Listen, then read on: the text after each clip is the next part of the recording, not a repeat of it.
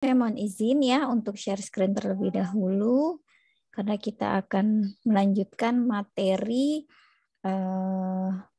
minggu lalu gitu ya. Bagaimana? Apakah materi saya sudah tampil di layar teman-teman? Sudah, Bu. Oke, baik. Siap. Oke, jelas ya. Oke, kita melanjutkan materi kebijakan administrasi pajak penghasilan. Oke. Sebagaimana kita ketahui ya, bahwa PPH atau pajak penghasilan mengalami sebuah reformasi, betul kan?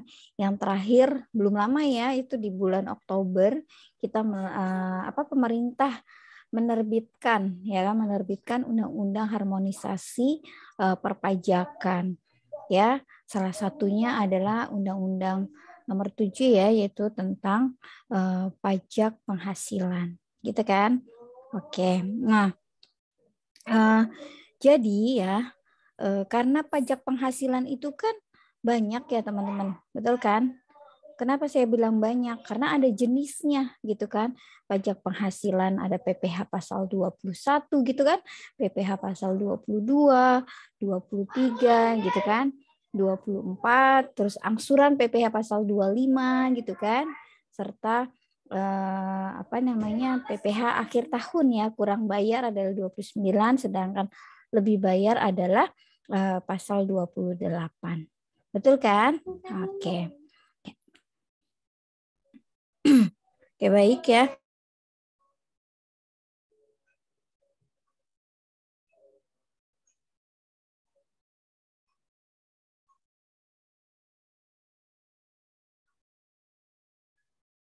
Nah, seperti kita ketahui bahwa PPH ya atau pajak penghasilan merupakan gitu kan pajak yang dikenakan terhadap subjek pajak gitu kan atas penghasilan yang diterima atau diperoleh dalam tahun pajak gitu kan, dalam tahun pajak. Nah, di sini ada kata atau kalimat dikenakan terhadap subjek pajak gitu kan. Oke, subjek pajak apa saja? Nah, nanti kita akan bahas satu persatu ya teman-teman, sesuai dengan materi yang sudah saya berikan pada yang didownload oleh teman-teman semua. Oke, ya. Nah, pajak penghasilan ini pun gitu kan termasuk ke dalam golongan pajak langsung. Oke, masih ada inget nggak kenapa pajak langsung? Ingat nggak nih? Pajak langsung apa sih? Pajak yang apa sih, teman-teman? Kenapa dibilang langsung? Karena pembebanannya ditanggung sama diri sendiri, Bu. Oke, bukan diri sendiri, tapi sama si wajib pajak. Betul kan? Dikenakan oleh si wajib. Iya, betul. Tidak boleh diwakilkan, gitu kan? Ya, makanya disebut sebagai pajak langsung. Pajak ya yang dikenakan, ya kan, atas penerima penghasilan, betul nggak? Gitu. Jadi orangnya langsung, si subjeknya langsung gitu kan, atau si wajib pajaknya langsung dan tidak boleh diwakilkan. Nah, itu namanya pajak langsung. Nah, berdasarkan wewenang pemungutannya ya, termasuk ke dalam pajak pusat. Artinya apa? Pajak pusat inilah pajak yang dipungut gitu kan, atau dikelola oleh pemerintah pusat. Dalam hal ini kan adalah Direktorat Jenderal Pajak ya dengan Kementerian Keuangan. Karena apa? Nih ya, sekarang kan pajak itu menjadi sumber penerimaan negara ya, karena 80%-nya itu ya penerimaan negara yang yang dianggarkan dalam APBN adalah terbesar dari pajak gitu kan. Makanya banyak potensi-potensi pajak yang perlu digali lagi gitu kan, yang perlu dikenakan lagi apa nih gitu kan. Makanya itu perlu adanya basis ya, perluasan basis pajak seperti itu mah. Contohnya nih, nanti awal April PPN sudah mulai diimplementasikan. Ada kenaikan tarif, betul kan? Dari 10% menjadi 11% gitu. Nah, terus kemudian PPH begitu juga, ya enggak? Apa nih? Nah, untuk orang pribadi, lapisan pengenaan pajak, betul kan? Lapisan 1 berubah tuh, yang awalnya 0 sampai dengan 50 juta. Itu adalah lapisan pertama 5%, sekarang berubah nih di Undang-Undang HPP, betul kan? 0 sampai dengan 60 juta. Ya, itu dikenakan 5%. Lanjut ke lapisan kedua, ya. 60 juta, di atas 60 juta sampai dengan 250 juta. Ya, karena 15%. Terus 250 juta sampai dengan berapa, teman-teman? Ada yang tahu? 500 juta ya. Masih ingat nggak yang Undang-Undang HPP? Teman-teman apa namanya? Yang teman-teman pelajari atau baca seperti itu ya. Nah, bahkan sekarang untuk UMKM aja lebih fleksibel ya, nggak pengenaannya seperti itu. Ya, sampai dengan 35% ya pengenaan untuk lapisan pengenaan pajak khusus untuk orang pribadi. Oke. Nah, sedangkan menurut sifatnya adalah disebut sebagai pajak subjektif. Kenapa pajak subjektif? Karena tadi pengenaannya berdasarkan atau atas si subjek itu sendiri atau si penerima penghasilan itu sendiri. Ya. Oke. Baik ya. Saya lanjutkan. Oke, sebentar ya, mohon izin.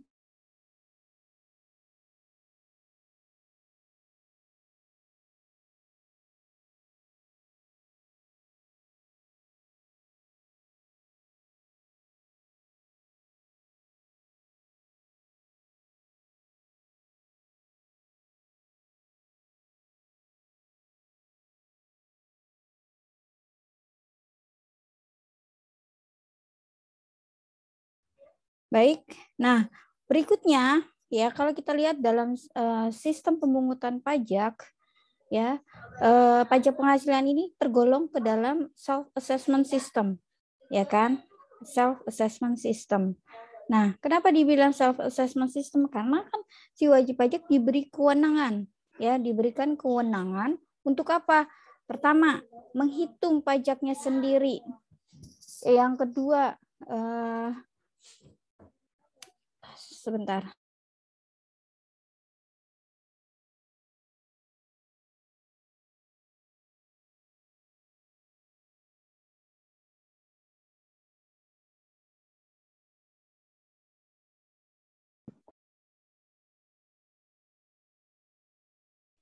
Ya, maaf.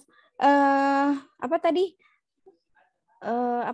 Menghitung ya. Jadi wajib pajak menghitung pajaknya sendiri, ya kan? Terus kemudian menyetor, ya enggak? Menyetor pajak yang dihitung tadi ke kas negara, terus melaporkan dengan mengisi SPT sendiri, ya kan? Baik SPT masa maupun SPT tahunannya, seperti itu. Makanya disebut sebagai self assessment system. Ya, nah seperti kita ketahui bahwa pajak penghasilan ini ya ada wajib pajak orang pribadi, ya kan, ada wajib pajak badan, terus kemudian ada PPh pasal 25 ya tadi angsuran ya seperti itu. Oke. Nah, ini lagi saya lanjutkan ya. Nah, ini udah saya jelaskan tadi ya bahwa self assessment system ini adalah wajib pajak menghitung besarnya pajak terutang ya. Wajib pajak menyetorkan dan melaporkan pelaksanaan ini melalui SSP. Nah, sekarang menggunakan apa? E-bill ya kan, dengan membuat ID billing terlebih dahulu gitu kan. Terus melakukan pelaporan dengan menggunakan SPT, misalkan SPT tahunan atau melakukan SPT masa seperti itu ya, dengan satu laman aja bisa di DJP online gitu kan. Oke. Nah, selanjutnya kita ke subjek dan non subjeknya. Oke, subjeknya apa sih gitu kan? Nah, tadi kita di awal udah singgung tuh. Subjek pajak apa sih gitu kan? Nah, ini ya, ada orang pribadi. Orang pribadi yang kayak gimana gitu kan ya. Seperti kita ini disebutnya namanya orang pribadi. Ya. Terus kemudian ada warisan yang belum terbagi. Ya, yang menjadi satuan pada yang berhak gitu ya. Terus ada badan. Ya, ada bentuk usaha tetap atau BUT yang dipersamakan dengan badan. Oke, ini jenis dari subjek pajak penghasilan. Oke, sekarang kita breakdown satu persatu ya. Nah, kalau dari tadi yang kita jabarkan di awal, nah sebenarnya subjek pajak ini ya terbagi lagi. Ada dalam negeri dan ada luar negeri. Bedanya apa gitu kan? Kalau dalam negeri seperti kita ini, kita lahir di Indonesia, bertempat kedudukan di Indonesia gitu kan. Kita sudah lebih dari 183 hari gitu. Ya, betul kan? Karena kan kita sudah berapa usianya saat ini? Artinya sudah melebihi dari 183 hari. Nah, sementara kalau misalkan subjek pajak luar negeri itu kebalikannya. Ya, dia tidak bertempat tinggal atau bertempat kedudukan di Indonesia ya dengan tidak melebihi dari 183 hari. Oke. Nah, kalau kita lihat tadi yang saya bilang, orang pribadi ya seperti kita tadi kan, seperti kita pada saat kita lahir di Indonesia ya kan. Kita sudah bertempat tinggal di Indonesia ya, atau orang pribadi yang berada di Indonesia lebih dari 183 hari dalam jangka waktu 12 bulan. Atau orang pribadi yang dalam 1 tahun pajak berada di Indonesia dan mempunyai niat untuk bertempat tinggal di Indonesia. Oke. Nah, ya itu tadi orang pribadi ya. Nah, ini kalau badan. Badan adalah badan yang didirikan dan bertempat kedudukan di Indonesia. Kalau warisan yang belum terbagi sebagai satu kesatuan yang menggantikan yang berhak. Seperti itu. Oke. Nah, subjek pajak ini kalau kita lihat di dalam undang-undang itu kan ada diatur di dalam pasal 2. Ya kan? Oke ya, kurang lebihnya seperti itu. Nah, ini kalau orang pribadi tadi, artinya siapa? Orang pribadi yang tidak bertempat tinggal di Indonesia atau orang pribadi yang berada di Indonesia kurang dari 183 hari dalam jangka waktu 12 bulan. Atau orang pribadi yang dalam suatu tahun pajak berada di Indonesia dan tidak mempunyai niat untuk bertempat tinggal di Indonesia. Ya. Nah, dan kemudian ada badan yang tidak didirikan atau tidak bertempat kedudukan di Indonesia. Oke, jadi jelas ya, itu perbedaan antara subjek pajak dalam negeri dengan subjek pajak luar negeri.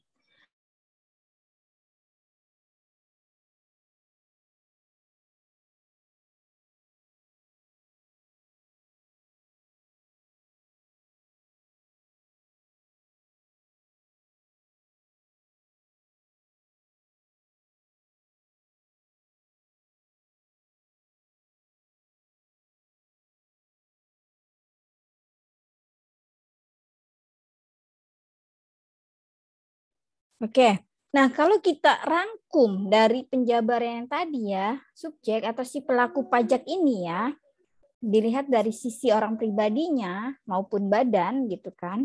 Kita lihat di sini. Subjek pajak ya, tadi kan dibagi menjadi 2. Dalam negeri dan luar negeri. Ya, dalam negeri ada badan, bisa badan ya, badan yang didirikan di Indonesia, misalkan gitu. Nah, karena kita bahasnya tentang PPHOP, berarti kita lihat nanti ada warga negara asing tapi telah memenuhi TEMTES. TEMTES itu artinya tadi yang 183 hari. Ya, atau dia tinggal di Indonesia lebih dari 183 hari dalam jangka waktu 12 bulan. Gitu, ya. Nah, di sisi subjek pajak luar negeri ya, ada BUT tadi ya, bertempat kedudukan ya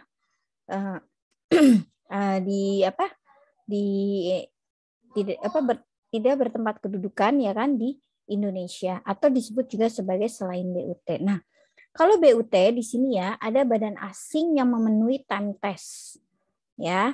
Oke, nah ini tergantung tax treaty-nya nanti ya, kan karena masing-masing negara itu perjanjiannya beda-beda, P3B-nya beda-beda atau tax treaty-nya ya, nggak semua sama. Di situ ada keterangannya pasal demi pasalnya. Yang berikutnya ada WNA yang berusaha di Indonesia dan belum memenuhi TEMTES. Oke, nah Lanjutnya ada selain BUT, yaitu badan asing yang belum memenuhi time test dan WNA yang tidak berusaha di Indonesia dan belum memenuhi time test. Oke. Nah, terus ada subjek, pastinya ada bukan subjek pajak ya. Contohnya apa nih? Gitu kan, kalau bukan subjek pajak artinya adalah nanti ada perwakilan negara asing atau organisasi internasional yang ditunjuk oleh Menteri Keuangan. Ya, atau perwakilan negara asing dan organisasi internasional yang ditunjuk Menteri Keuangan. Jadi baik itu siapa namanya organisasi internasional kan banyak tuh, ada ILO ya enggak, terus ada IMF, ada macam-macam ya, WHO dan lain sebagainya, UNESCO ya, seperti itu. Oke. Nah, ini BUT atau bentuk usaha tetap. Di sini kita lihat untuk BUT ya, biasanya itu dipergunakan siapa saja gitu kan. Ada orang pribadi ya, yaitu sebagai subjek pajak luar negeri. Dan juga ada badan ya sebagai subjek pajak luar negeri. Nah, ngapain nih mereka di sini? Gitu, BUT ini ngapain sih? Gitu kan di sini? Artinya apa di sini? Untuk menjalankan usaha atau kegiatan di Indonesia. Oke, nah ini jadi orang pribadi atau badan ya yang menjalankan usaha atau kegiatan di Indonesia. Nah, itu disebut sebagai bentuk usaha tetap. Jenisnya banyak nanti. Ya, seperti itu. Oke. Nah, kalau kita lihat di sini ya, kalau kita lihat apa sih bentuk usaha itu gitu kan. Biasanya nih orang pribadi yang tidak bertempat tinggal di Indonesia atau berada di Indonesia tidak lebih dari 183 hari ya dalam jangka waktu 12 bulan, atau badan yang tidak didirikan dan tidak bertempat kedudukan di Indonesia untuk menjalankan usaha atau melakukan kegiatan di Indonesia. Ya, contohnya nih bentuk-bentuknya nih. Ada tempat kedudukan manajemennya saja, misalkan gitu. Atau cabang perusahaannya, atau ada cukup kantor perwakilan saja, misalkan cukup dengan gedung kantornya saja, atau ada pabriknya di sini, atau ada bengkelnya, gudang, atau ada ruang untuk promosi dan penjualannya. Bisa juga dalam bentuk pertambangan dan penggalian sumber alam. Nah, jadi dilihat nanti. Nah, apabila orang pribadi atau badan bentuknya adalah salah satu di antara poin ini, ya, terus kita lihat kegiatannya seperti apa, nah maka sudah bisa disebut sebagai bentuk usaha tetap atau BUT. Sudah memenuhi persyaratan yang tadi dijelaskan. Nah, bisa juga ini contohnya misalkan ada wilayah kerja pertambangan migas, ya, minyak gas dan bumi. Terus ada perikanan, peternakan, pertanian, perkebunan atau kehutanan. Atau ada proyek konstruksi ya, instalasi atau proyek perakitan. Serta ada pemberian jasa dalam bentuk apapun oleh pegawai atau orang lain sepanjang dilakukan lebih dari 60 hari dalam jangka waktu 12 bulan. Ya, ada orang atau badan yang bertindak selaku agen yang kedudukannya tidak bebas.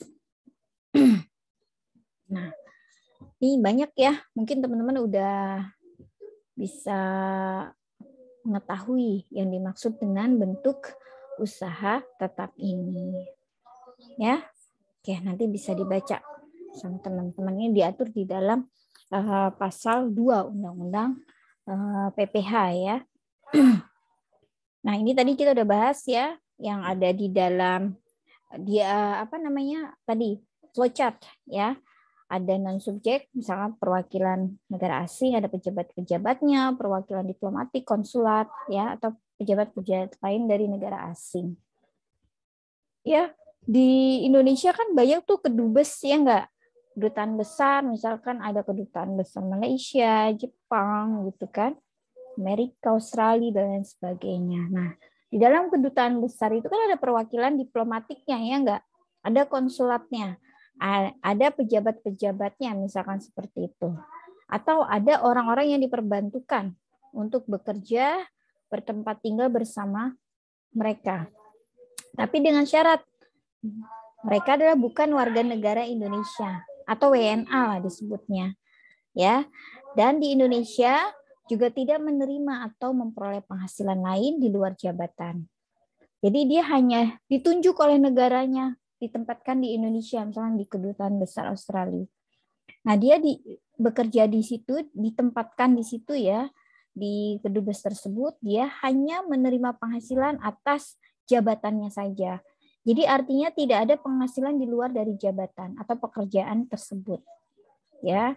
Nah, dan negara yang bersangkutan memberikan perlakuan timbal balik. Artinya apa? Kalau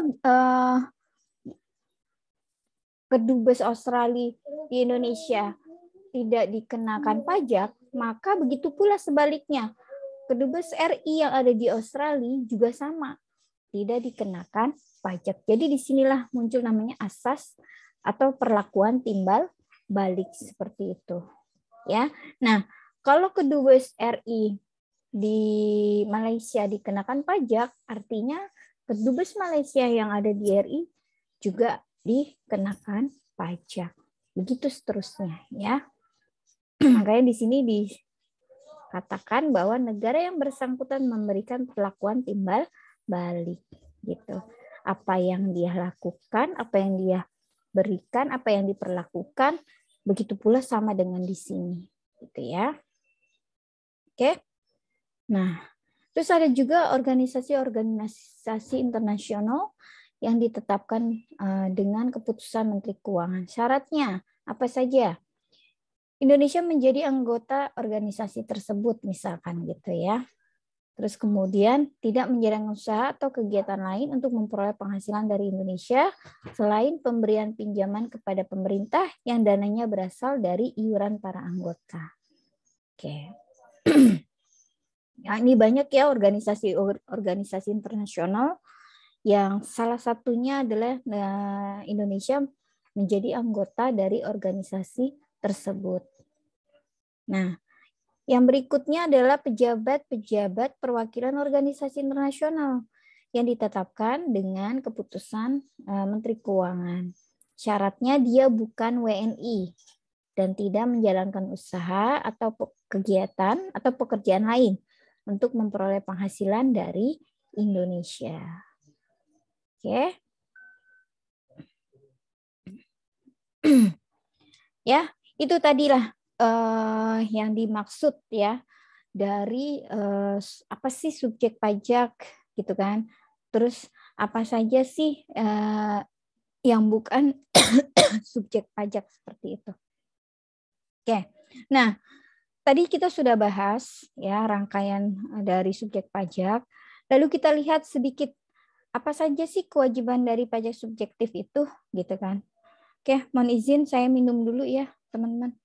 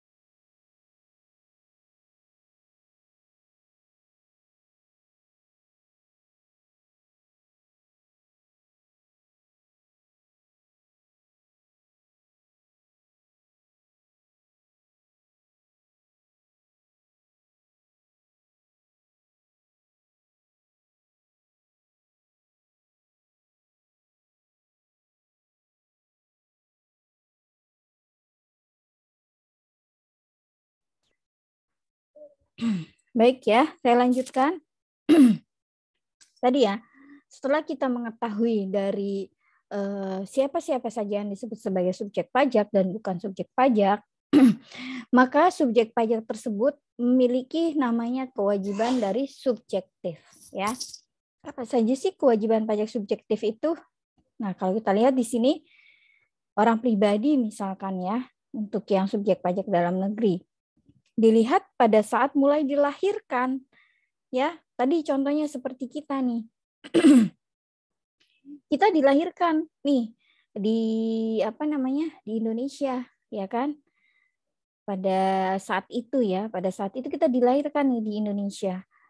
Artinya apa? Kita sudah disebut sebagai subjek pajak, ya. Pada saat kita dilahirkan itu kita sudah disebut tuh sebagai subjek pajak, teman-teman. Oke. Nah, terus kemudian bisa juga dilihat saat berada atau berniat tempat tinggal di Indonesia. Contohnya tadi ada WNA, ya kan? Dia udah punya niat nih tinggal di Indonesia selama-lamanya, maksudnya meninggalkan negaranya, gitu. Kayaknya nih enak tinggal di Indonesia, akhirnya dia memutuskan untuk pindah kewarganegaraan. Ya, itu juga sudah disebut sebagai subjek pajak dalam negeri. Atau bisa juga misalkan si WNA ini tinggal di Indonesia sudah lebih dari 183 hari. Artinya apa? Dia juga sudah disebut sebagai subjek pajak dalam negeri. Oke, nah itu pada saat mulai disebutnya atau mulai munculnya kewajiban pajaknya. Nah, terus kapan nih berakhirnya, gitu kan? Kalau orang pribadi pasti kan kita ada masanya, ya. Saat kita dilahirkan, nanti ada juga orang pribadi tersebut akan meninggal. Nah, artinya apa? Ya, ketika orang tersebut meninggal, maka kewajiban pajak subjektifnya itu sudah gugur, sudah tidak ada lagi. Ya. Nah, biasanya diurus oleh si ahli warisnya. Oke, kalau sudah meninggal ya. Nah, atau bisa juga meninggalkan Indonesia untuk selama-lamanya. Artinya apa? Misalkan dia hijrah nih, pindah ke negara lain. Gitu. Dia meninggalkan Indonesia karena sudah tidak tidak nyaman atau udah nggak betah lagi lah gitu ya tinggal di Indonesia, sudah menetap di negara yang dituju, maka sudah berakhir kewajiban subjek pajak, ya, kewajiban dari pajak subjektifnya. Oke. Gitu ya. Ya. Nah, kalau badan sama, pada saat didirikan, badan tersebut didirikan atau berkedudukan di Indonesia. Gitu. Berakhirnya kapan? Pada saat misalkan perusahaan itu atau badan itu dibubarkan atau sudah tidak lagi berkedudukan di Indonesia. Oke, bisa ya membedakannya seperti itu. Nah, sekarang kita lihat subjek pajak luar negeri. Oke. Kalau selain BUT, mulainya kapan? Saat si saat si subjek pajak ini menerima atau memperoleh penghasilan dari Indonesia, ya, atau berakhirnya saat tidak lagi menerima atau memperoleh penghasilan di Indonesia. Contohnya gini, misalkan ada perusahaan atau badan yang menjual barangnya, ya kan, di Indonesia misalkan seperti itu, atau melakukan jasa gitu kan, konsultan, ya, melakukan penyerahan jasa di Indonesia. Nah, pada saat dia memberikan jasa ya kepada kliennya di Indonesia gitu kan, artinya dia sudah disebut sebagai subjek pajak luar negeri. Sudah ada penghasilan, makanya di situ mulai dikenakan pajak ya, atau kewajiban pajak subjektifnya itu sudah ada seperti itu. Ya. Nah, terus kapan dia berakhirnya? saat dia sudah tidak menerima atau memperoleh penghasilan lagi tadi, misalkan kontraknya sudah habis gitu kan dengan kliennya yang ada di Indonesia. Gitu artinya udah sudah berakhir karena sudah tidak memperoleh penghasilan atau menerima penghasilan lagi dari Indonesia. Nah, itu selain BUT ya contohnya. Kalau BUT kita lihat di sini, dia mulainya itu pada saat melakukan usaha kegiatan melalui bentuk usaha tetap di Indonesia. Berakhirnya saat tidak lagi menjalankan usaha atau kegiatan melalui BUT di Indonesia. Oke, ya kurang lebih seperti itu. Nah, kalau warisan yang belum terbagi, ya itu kewajiban pajak subjektifnya, artinya mulai pada saat timbulnya warisan. Nah, jadi misalkan gini, orang tuanya si Budi atau Bapak Alfa, anggap aja ya, Bapak Alfa sudah menyiapkan nih wasiat gitu kan. Nanti anaknya dapat ini, si A dapat ini, si B dapat ini, si C dapat ini. Nah, artinya di situ kan sudah muncul tuh sebuah sudah mulai tuh kewajiban pajak subjektif pada saat warisan itu dibentuk atau wasiat itu dibentuk seperti itu ya. Nah, ketika si Bapak Alfa ini meninggal gitu kan, sudah otomatis dong kuasa hukumnya mengumumkan nih, mendeklar bahwa ada wasiat dari orang tuanya dan ini harus dibagikan ke anak-anaknya, misalkan gitu. Nah, berakhirnya pada saat kapan tadi? Pada saat warisan atau wasiat itu dibagikan kepada anak-anaknya, ya kan sesuai dengan persentasenya, ya pendistribusiannya, maka di situ sudah berakhir untuk kewajiban dari pajak subjektif atas warisan tersebut. Gitu. Oke, demikian kawan-kawan itu materi hari ini ya tentang subjek pajak ya, terus bukan subjek pajak serta pada saat kapan sih kewajiban dari pajak subjektif ini. Oke, sampai sini ada pertanyaan? Silakan kalau ada yang ingin ditanyakan. Kalau tidak ada, maka nanti akan saya lanjutkan dengan sebuah studi kasus. Silakan kawan-kawan semua. Ada yang ingin bertanya? Ibu, yang terkait studi kasus kemarin, boleh nanti dibahas nggak Ibu? Kemarin ya, sebentar. Saya lupa. Yang mana ya, Neng? Wait. Ibu buka ini dulu sebentar.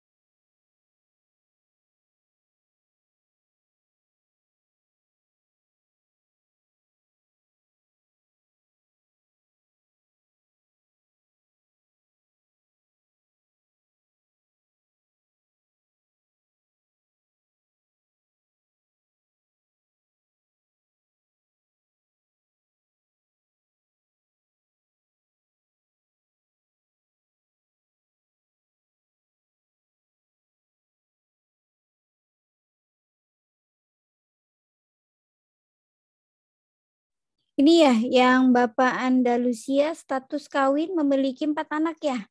Betul? Ya, betul Ibu. Ya, Ibu. Siap. Bahas ya. Izin ya, Ibu share screen lagi. Kita menggunakan whiteboard saja. Kelihatan teman-teman? Sudah muncul? Terlihat Bu. Oke, Udah, baik. Bu. Saya pindahkan dulu spotlight-nya ya. Oke, kita bikin di sini teks. Oke, ini kita bahas ya. Bentar, coba saya copy apa itu? Ininya dulu ya, soalnya dulu biar nanti nggak buka tutup handphone maksud saya. Oke. Wait sebentar. Lama ini sinyalnya. Oke, baik deh. Kita share screen saja. Bahas nggak apa-apa. Hore. Ini kita geser dulu ke bawah biar nggak menghalangi. Oke. Mulai ya. Nih, ini kan namanya siapa? Bapak, sorry. Bapak Anda Lucia. Anda Lucia. Dia kan statusnya menikah, ya enggak? Tapi dia punya anak 4. Nah, ingat, walau dia memiliki punya anak 4 ya, memiliki anak 4, tapi tanggungan maksimal berapa? 3, Bu. Bu. Betul, berarti di sini K3 ya. Oke. Nah, Bapak Andalusia statusnya adalah K4, memiliki 4 anak, maka statusnya K3 karena maksimal 3 ya tanggungan. Dia bekerja pada PT Sembada sebagai pegawai tetap ya. Setiap bulan menerima gaji dan tunjangan sebagai berikut. Oke, kita ke sini. Gaji pokok gitu kan? Iya kan? Oke, gaji pokoknya berapa? Kita lihat di sini. Ya. Gaji pokoknya adalah 9.800.000 gitu ya. 9.800.000 rupiah. Lalu ada tunjangan kesehatan. Saya singkat saja ya, jadi kesehatan aja. Oke. Tunjangan kesehatannya adalah 1.200.000. Ingat ya, tunjangan itu akan menambah sebuah penghasilan. Betul kan? Nah, lalu ada tunjangan makan. Oke, kita masukkan tunjangan makan. Oke, berapa tunjangan makannya adalah 1 juta. Gitu kan? Coba kita lihat lagi. Ada apa lagi nih selain itu? Tunjangan transportasi ya. Tunjangan transportasi. Itu sebesar 1 juta ya, Neng? Betul ya? Iya, betul, Bu. 1 juta. Dan yang terakhir ada tunjangan apa? Keluarga. Oke. Tunjangan keluarga. Berapa tunjangan keluarganya? 2 juta, Bu. Oke, coba bantu Ibu ya. Minta tolong dihitung. Kita hitung di sini. Ini kan sama ini jadi 11 ya. 11, 12, 13, 14, 15. Betul nggak 15 juta? Betul ya? Iya, 15 juta. Oke, berarti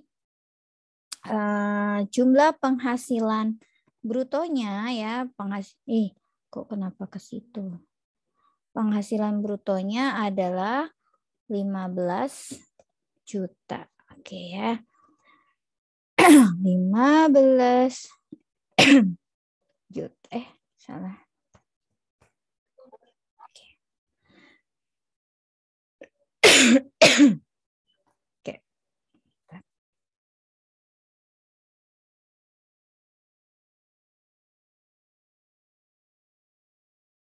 Oke, lanjut ya. Informasi lain mengenai penghasilan sebulan adalah perusahaan mengikutkan semua pegawai pada program pensiun dengan iuran pensiun disetor ke dana pensiun yang pendiriannya telah disahkan oleh Menteri Keuangan atas nama Bapak Andalusia sebesar 400.000 dengan rincian 220.000 ditanggung oleh pegawai atau dipotong dari gaji dan 180.000 ditanggung oleh perusahaan. Oke, berarti apalagi nih di sini? Nanti yang poin 1 tentang iuran pensiun, teman-teman itu adalah menggunakan yang dibayarkan oleh si pegawainya. Jadi bukan yang dibayarkan oleh perusahaannya, ya. Ya, itu jadi karena dia iuran bentuknya, maka menjadi pengurang penghasilan. Ya, menjadi pengurang penghasilan. Kalau menambah itu disebutnya sebagai premi. Ya, ingat ya, itu bedain antara premi dengan iuran. Premi akan menambah penghasilan, sedangkan iuran akan mengurang penghasilan. Oke, berarti ada namanya pengurang ya, pengurang. Oke, pengurangannya yang pertama ada biaya jabatan dulu ya. Biaya jabatan. Biaya jabatan ini adalah dikenakan sebesar 5% dari penghasilan bruto ya. 15% kalau dari penghasilan bruto berapa sama dengan? Coba kita hitung. 15 juta dikali 5%-nya berapa tuh? 300.000 bukan sih? Kok 300.000? Benar ya? 750. Iya. 750.000, Nah, Bu. ini karena lebih dari 500.000, ya ingat ya, biaya jabatan 1 bulan itu maksimal diperkenankan adalah 500.000. Nah, ini kan sudah lebih dari 500.000 kan? Karena 750.000. Ya, karena melebihi maka kita pakai batas maksimumnya saja, yaitu sebesar 500.000. Begitu. Paham nggak sampai di sini maksudnya? Paham, Bu. Ya.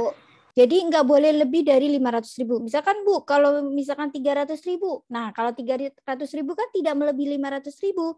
Jadi yang dipakai 300-nya. Hasil pengalian tadi yang 5% dikali dengan penghasilan bruto.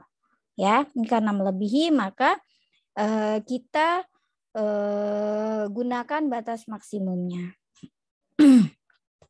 Oke, yang kedua tadi adalah iuran ya, iuran pensiun. Iuran pensiun yang yang dibayar oleh si pegawai adalah sebesar berapa tadi?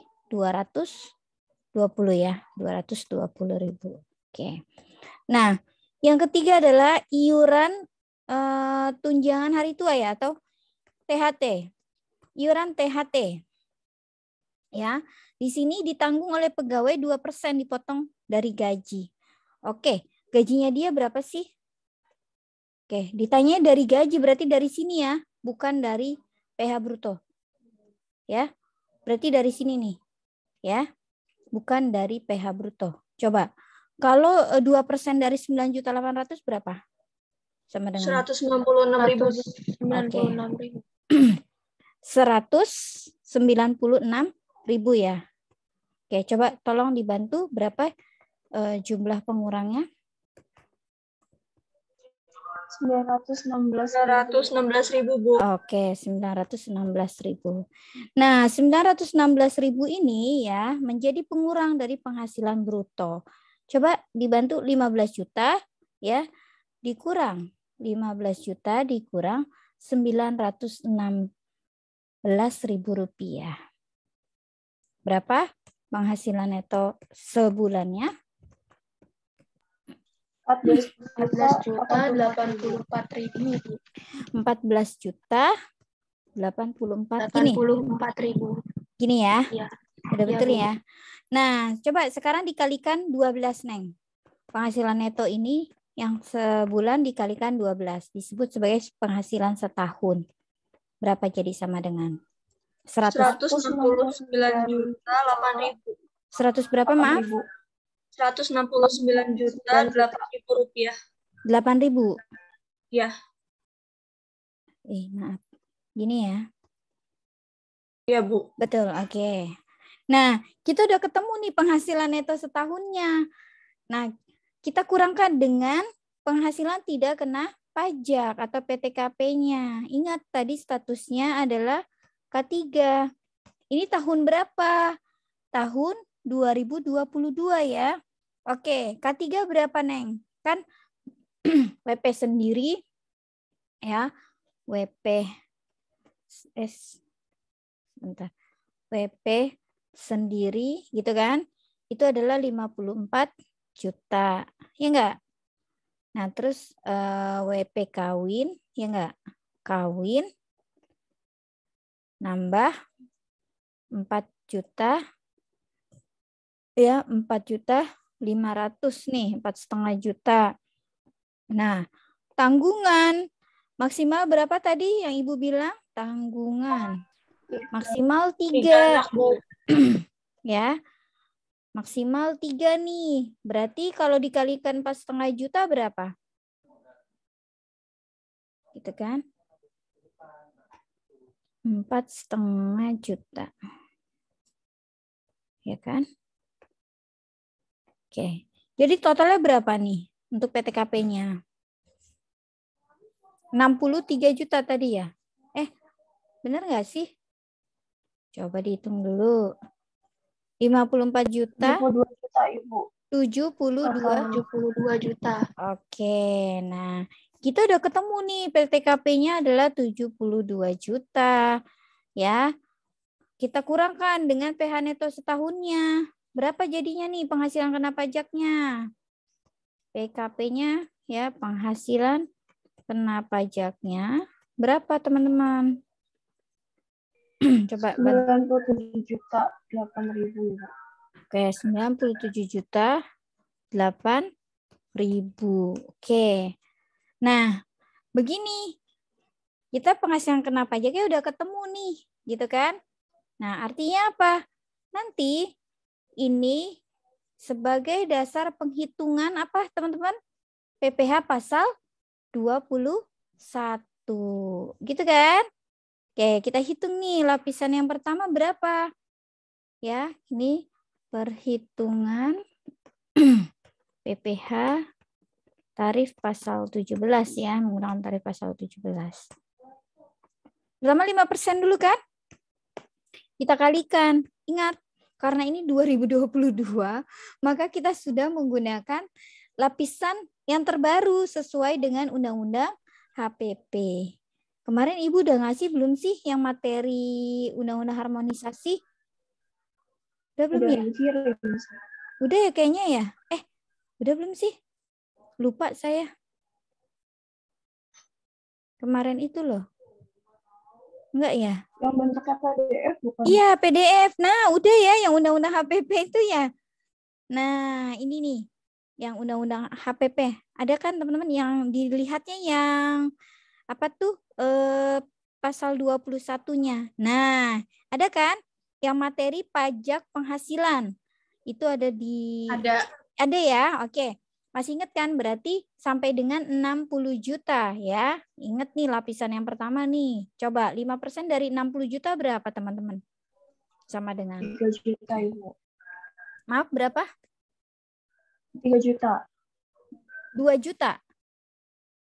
3 juta, Ibu. 3. Oke, 3 juta. Gitu ya. Ya kan 5 kali 6 kan 30 ya. Tambahin, iya betul 3 juta. Lapisan yang kedua adalah tarifnya 15%. Oke. Nah, karena sudah terpakai 60 juta, berarti sisanya. Tadi kan penghasilan kena pajaknya kan 97 nih. Betul nggak nih teman-teman? Penghasilan kena pajaknya ya. Penghasilan kena pajaknya ya. Ini. Ya. Kok nggak bisa di-draw. Nih. Penghasilan kena pajaknya ini ya. Nih, teman-teman. Kok nggak bisa sih? Wait.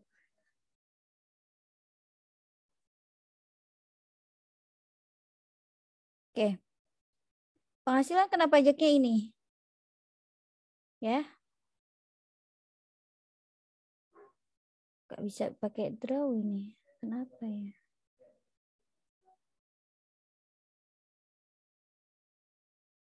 Wait. Oke. Ini ya, penghasilan kena pajaknya adalah 97 juta. Nah, karena kita sudah pakai di lapisan pertama 60 juta, berarti kita hitung sisanya teman-teman. 97 ini kita kurangkan dengan 60 juta. Berapa teman-teman? Menurut teman-teman berapa nih angkanya sisanya? 37 juta 8.000. Oke, betul. 37 juta 8 gitu ya.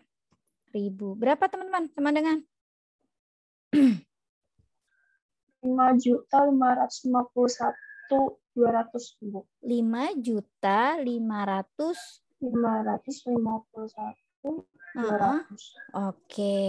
Nah, ini. Karena kita sudah dapat, ingat ya.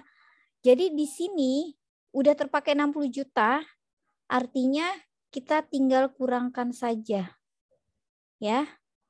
Jadi teman-teman jangan menghitung berapa tadi? 250, jangan.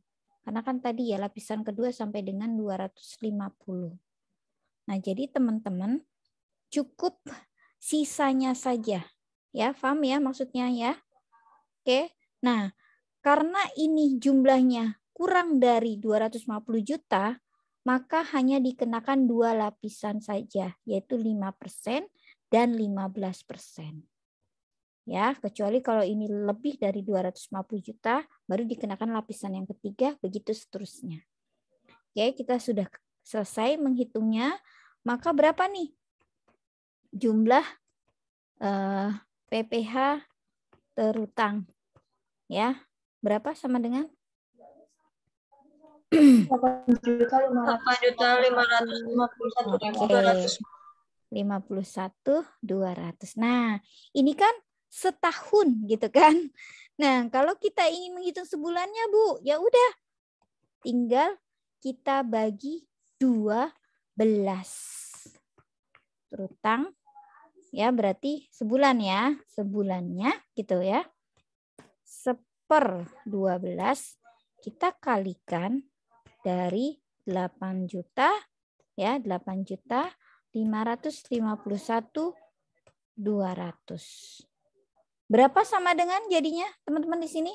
PPh 712.600. Oke, 712.000. Maaf berapa? 600. Oke, nih sudah selesai. Kemarin ada nggak yang jawabannya gini? Benar nggak? Salah, Bu. Lupa ya. Berarti yang ditanggung perusahaan itu nggak masuk tunjangan buat Bukan. tunjangan yang penghasilan brutonya ya, Bu? Bukan, jadi diabaikan. Memang itu terkadang soal PPh pasal 21 gitu mengecohkan kita. Jadi yang kita lihat tadi saya bilang, pertama di NUT nih. Kalau dia bentuknya premi, sudah pasti menambah penghasilan. Premi, entah itu premi jaminan kematian misalkan gitu kan, jaminan kecelakaan kerja. Nah, itu dia nanti akan menambah penghasilan. Adanya di sini nih. Gitu. Di sini nih di poin yang ini. Nanti menghitung penghasilan bruto. Nah, tapi kalau katanya iuran pensiun pasti nanti ada yang dibayar perusahaan dan dibayar pegawai gitu misalkan.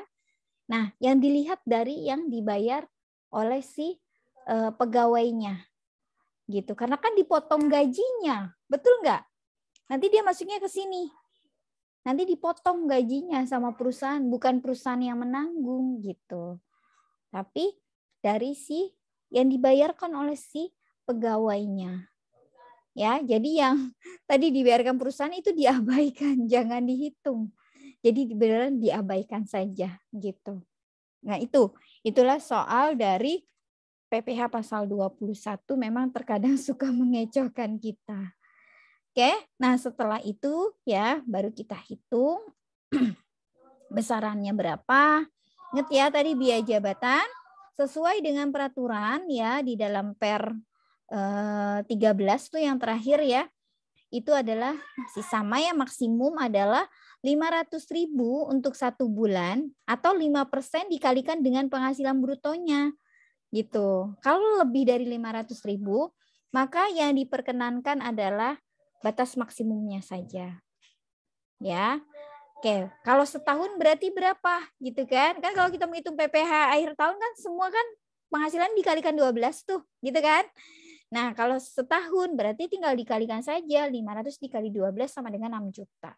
Artinya kalau batas maksimumnya melebihi 6 juta, maka yang digunakan adalah biaya jabatan ya. Kalau lebih dari 6 juta, maka digunakan adalah batas maksimum 6 jutanya saja. Gitu. Oke, sampai sini silakan. Ada yang mau ditanyakan teman-teman?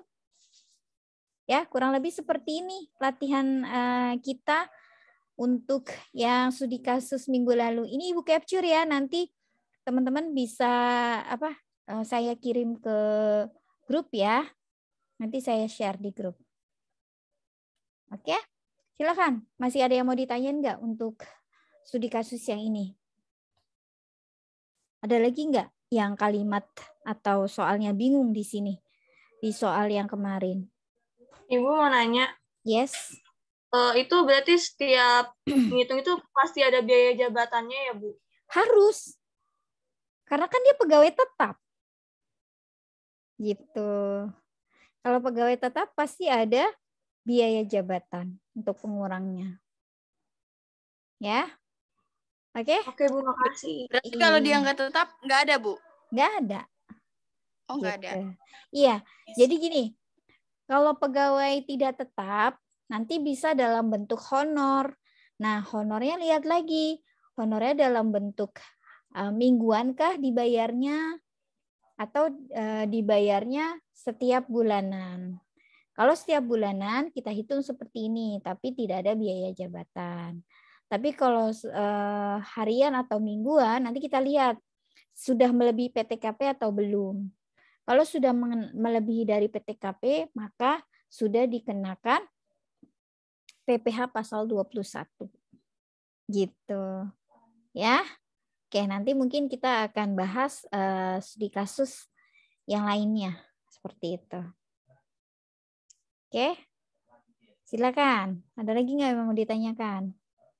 Ibu maaf tadi kelewat yang iuran THT itu gimana Bu ngitungnya?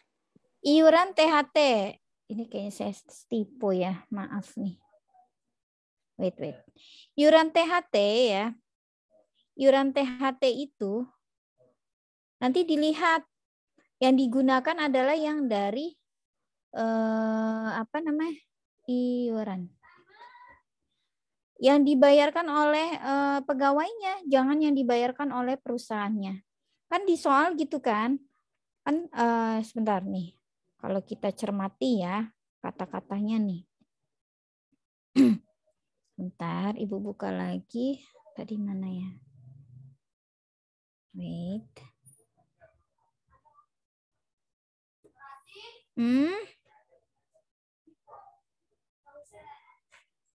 Oke, gini ya.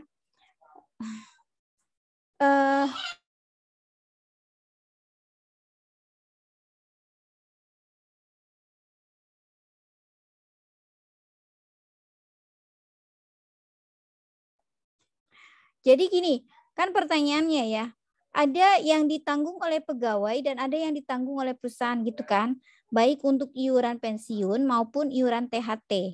Nah, iuran pensiun yang ditanggung pegawai adalah 220.000, benar nggak ini? Benar nggak sih? Benar kan? Nih ya. Benar, Bu. Iya. Benar, Ibu. Oke. Nah, terus iuran THT itu adalah 2% kan ditanggung oleh pegawai tapi dipotongkan dari gaji. Nah, kalau dikatakan dari gaji berarti dari ini nih, jangan dari PH bruto, jangan dari penghasilan bruto, tapi dari gaji pokoknya saja. Tadi gaji pokoknya berapa? 9.800.000. Oke, ini Bu kasih keterangan.